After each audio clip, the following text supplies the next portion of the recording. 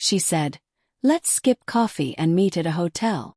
Then casually admitted she'd lost track of her partners after high school, guessing the total might be around 400. She thought I'd missed out, but I knew I had dodged an entire arsenal. I'm 28 and like most people today, I sometimes scroll through Tinder when I'm bored. I'm not someone who swipes right on every profile. I'm selective, maybe too much so. That's why when I came across her profile I stopped. She was strikingly attractive, the kind of beauty that makes you double-check if it's even real.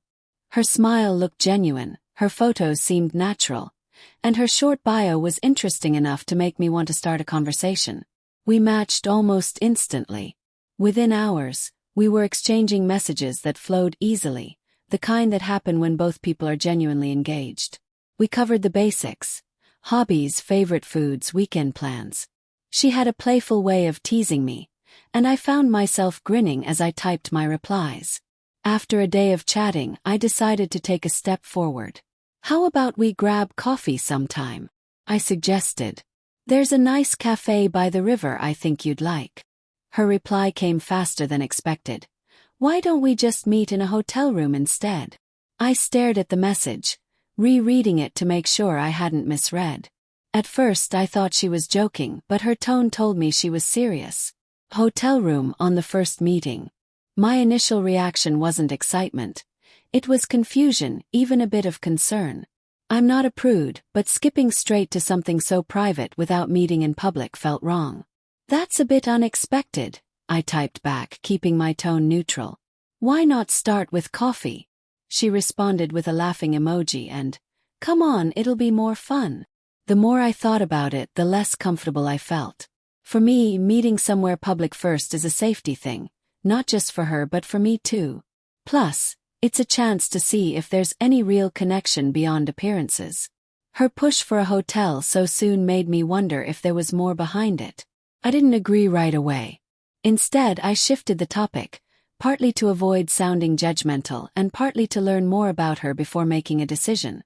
This clearly wasn't going to be a standard coffee date story. Mid-conversation, I decided to ask something that might reveal more. What's your opinion on body count? Asked casually. She answered almost instantly. It's just a number. It doesn't mean anything. Her dismissive tone made me curious. Then she asked mine. I gave a straightforward answer, nothing exaggerated, and asked hers. She laughed. Oh my goodness, I lost count ages ago. Lost count.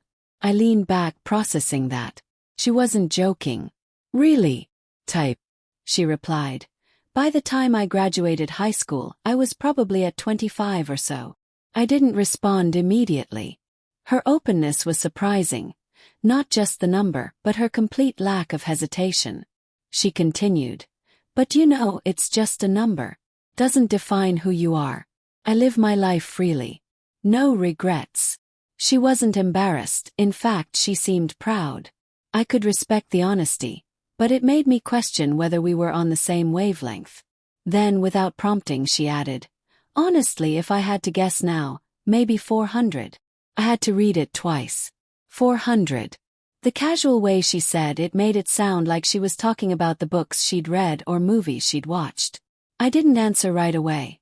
Partly to avoid saying something I'd regret and partly because my brain was still doing the math. She followed up. But you're safe now. I'm not in a relationship, I'm free. I think she meant to reassure me, but it only underscored how differently we viewed intimacy. I could feel my interest fading. She could live how she wanted, but I knew it wasn't for me. We were the same age, same city, same app, yet worlds apart in values. She was beautiful, witty, and confident, but her perspective made me see her in a completely different light. The warning signs weren't just subtle, they were flashing bright. I kept my reply short. Got it. Thanks for being honest. She sent a heart emoji, maybe thinking things were fine. But I'd already made up my mind. Without overthinking, I closed Tinder, unmatched her, and deleted her contact. It wasn't about judging her. It was about knowing my boundaries.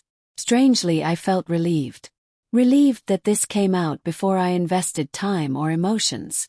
Relieved I didn't end up in something completely against my values. In hindsight, I was even grateful for the hotel suggestion. It pushed me to ask deeper questions early on, and her answers told me everything I needed to know. People say you can dodge a bullet in dating. This felt like dodging an entire arsenal. Tinder is full of surprises, but I didn't expect one like this. Thanks for watching till the end. Hit subscribe and stay tuned for more stories.